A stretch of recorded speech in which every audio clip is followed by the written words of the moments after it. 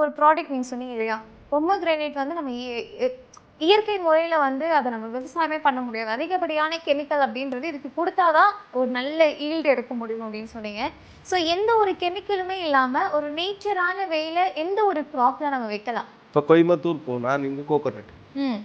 ஆமா. அங்கே பியூட்டிஃபுல்லாக வரும். அதுக்கு எது வேணாம், கெமிக்கல் ஃபார்மிங் வேணாம் அதுக்கு. அதுக்கு நம்ம சாயில் மட்டும் நல்லா ப்ரிப்பரேஷன் பண்ணிக்கிட்டு, பயோ ஃபெர்டிலைசர்லாம் போட்டுக்கிட்டு, நம்ம டீகம்போசரு அது இது வர்மி காம்போஸ்ட் இதுலேயே நம்ம நல்லா பெனிஃபிட் எடுக்கலாம். இப்போ நம்ம பெங்களூரெல்லாம் வந்து இதில் ட்ரை லேண்ட்ஸ் இருக்குது. ட்ரை லேண்ட்ஸ் எல்லாம் நீங்கள் அங்கேயே அதுக்கு தகுந்தியாக நீங்கள் எடுத்துக்கலாம். ஏன்னா இப்போது இது இருக்குது, நம்ம மேங்கோ இருக்குது. இங்கே சித்தூர் ஆந்திராவில் போனால் மேங்கோ எடுக்கலாம்.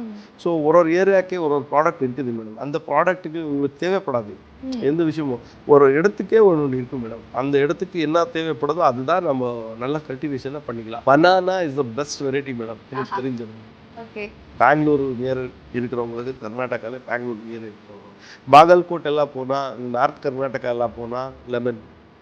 Pass Vala, be the pass.